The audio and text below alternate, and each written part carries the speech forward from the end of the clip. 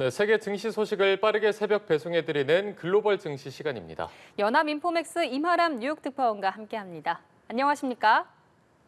네, 안녕하세요. 네, 뉴욕 증시 오랜만에 개장을 했는데 분위기가 좋지 않아 보입니다. 먼저 마감 소식부터 전해주시죠.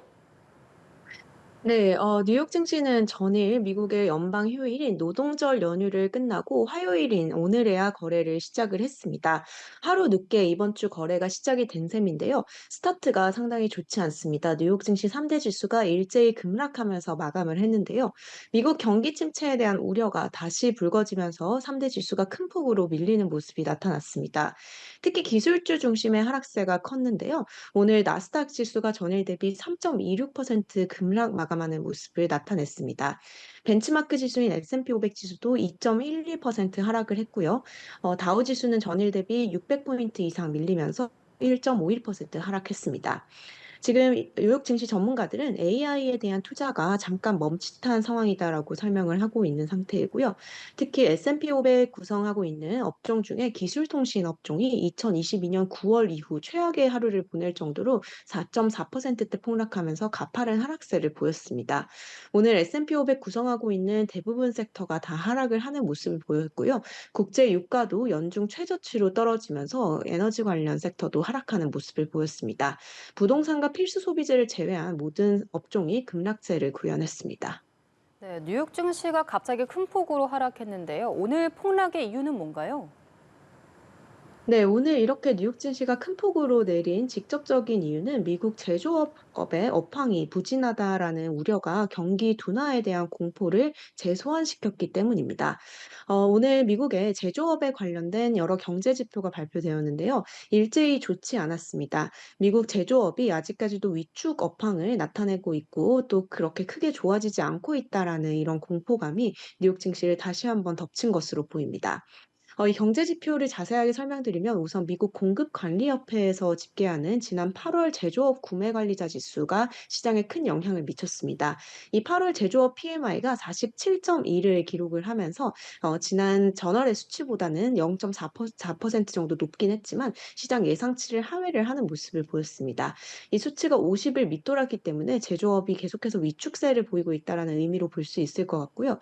ISM 제조업 PMI에 따르면 미국 제조 업황이 5달 연속으로 위축세를 나타냈고 또 지난 22개월 중에는 21개월 동안 위축세를 나타냈습니다.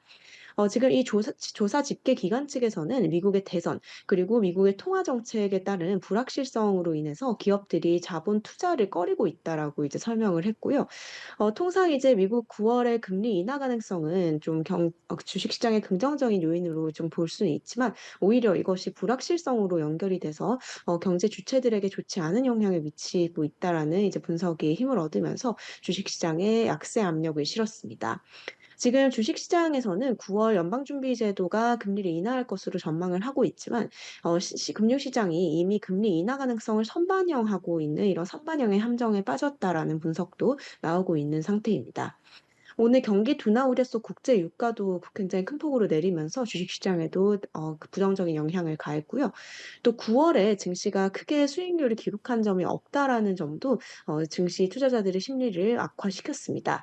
사실 역사적으로 보면 S&P 500 지수의 연간 상승률 중에서 9월이 가장 부진한 수익률을 기록을 했다라는 달로 알려져 있습니다. 그렇기 때문에 이런 계절적 약세도 이번 9월 약세장 전망에 힘을 약간 실어주는 분위기입니다. 네, 자 이런 폭락장에서 오늘 주요 종목 움직임은 좀 어땠습니까? 네, 오늘 기술과 통신주가 굉장히 큰 폭으로 하락을 했다라고 설명을 드렸는데요. 이 중에서 AI 대장주인 엔비디아가 엄청난 하락세를 겪었습니다. 엔비디아 주가가 오늘 9%대 폭락 마감을 하는 모습을 보였고요. 오전 5%대 급락한 이후 장 마감 무렵에는 거의 10%가 가까운 수준으로 낙폭을 키웠습니다. 엔비디아 주가가 큰 폭으로 급락하면서 엔비디아의 시가총액 하루 만에 2,789억 달러가 증발했다라고 하고요. 이것은 미국 기업 역사상 가장 큰 일일 시총 손실이라고 합니다. 엔비디아 시총 같은 경우는 뉴욕 증시에서는 3위 자리는 그래도 지키는 모습을 보였고요. 주요 반도체주들이 일제히 부진한 모습을 보였습니다. 브로드컴 주가가 6%대 4%대 밀렸고요. 마이크론 7.9% 그리고 인텔이 8% 이상 하락했습니다.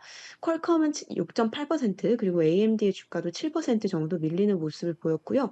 주요 반도체주가 밀리면서 반도체 지수도 큰 폭으로 급락했습니다. 미 필라델피아 반도체 지수가 7.7% 급락을 했고요. 바네크 반도체 ETF와 같은 주요 ETF 가격도 7% 이상 밀리는 모습을 보였습니다. 이외의 주요 기술주들, 특히 소위 7대 기술주라고 불리는 M7 종목의 주가가 일제히 하락했고요. 구글이 3% 넘는 하락세를 보였고 애플 2%대 하락세 보였습니다. 메타플랫폼스와 마이크로소프트도 1.8%대 밀리는 모습 보였고요. 아마존과 테슬라 주식도 하락을 했습니다. 오늘 보잉 같은 경우는 다우를 구성하고 있는 종목 중에서 두드러진 하락세를 보였는데요. 보잉은 월가로부터 부정적인 평가를 받으면서 주가가 8% 급락을 했고요. 약 2년 만에 최악의 하루를 보냈습니다. 또 US 스틸 같은 경우 오늘 주가가 6%대 하락을 하는 모습을 보였습니다. 도널드 트럼프 공화당 대선 후보에 이어서 민주당 대선 후보인 커밀라 해리스 부통령까지 일본 제철의 US 스틸 인수에 대해서 반대 의사를 표하면서 주가가 큰 폭으로 밀린 것으로 보이고요. 네. 뉴욕 증시가 이번 주에 급락하면서 출발했는데 이번 주 지켜봐야 할 주요 일정과 경제 지표 소식도 정리해 주시죠. 네, 오늘 뉴욕 증시가 급락한 건 이제 투자자들에게 상당한 우려를 자아내고 있는 이유는 지금 그림이 우리가 8월 초에 봤던 그림과 상당히 비슷하기 때문입니다. 지난 8월 5일 글로벌 증시 투매 사건 직전에 오늘 발표됐었던 미국의 PMI 지표, 제조업 PMI 지표가 발표가 됐었습니다. 제조업 좋지 않은 것으로 당시에 발표가 되었고요. 또 바로 직후에 미국의 7월 비농업 부문 노동 보고서, 고용 보고서에서 노동시장이 경색됐다라는 징후가 포착이 되면서 그 다음 주 월요일 날 주식시장이 투매를 겪었습니다. 이번 주에 또 미국의 8월 비농업 부문 고용 보고서가 발표됩니다. 그렇기 때문에 부진한 미국 제조업 업황 그리고 부진한 고용시장이 결국 폭락으로 연결됐었던 8월 5일의 그때 흐름을 떠올리게 한다. 8월 초에 악몽이 다시 구현되는 것이 아니냐라는 이런 우려감이 상당히 시장에서 증폭이 되고 있는 상황인데요. 이 흐름이 이번에도 이어질지 혹은 뉴욕 증시가 안정을 찾을지를 결정지어줄 것은 바로 이번 주 현지 시간 금요일 날 발표되는 비농업 부문 고용 보고서가 될 것으로 보입니다. 이번 주 금요일 날 발표되는 미국의 8월 비농업 부문 고용 보고서에서 고용이 어느 정도로 잘 나오느냐에 따라서 이번 시장의 심리가 좀 개선이 될지 여부가 결정지어질 것으로 보이고요. 거기에 더해서 미국 연방준비제도가 이번 달 중순 열리는 회의에서 금리를 어느 정도 폭으로 인하할 것이냐도 역시 결정이 지어질 것으로 보입니다. 이번 주에는 비농업 부문 고용 보고서뿐만 아니라 여러 가지 주요한 노동 지표가 발표가 되는데요. 미국 민간 고용 보고서가 발표가 되고 실업보험 청구자 수가 발표가 됩니다.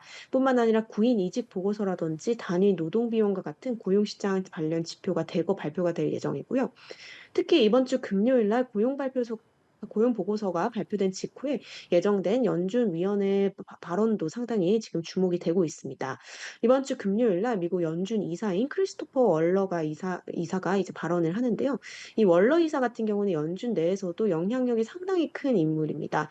뿐만 아니라 이제 고용 지표가 발표된 직후에 이제 발언을 하기 때문에 이 고용 지표에 대해서 어떻게 생각하는지 또 이번 9월 회의에서 어느 정도 금리 인하폭을 예상하고 있는지 등에 대한 좀 구체적인 그림이 이 발언을 통해서 나올 것으로 예상이 되고 있고요. 이에 따라서 이 부분에도 상당히 좀 주목이 되고 있습니다. 이외에 이번 주에는 미국 연준의 경기 평가 보고서인 베이지북도 발표가 될 예정입니다. 네, 세계 증시 소식 연합인포맥스 임하람 뉴욕 특파원과 함께 알아봤습니다.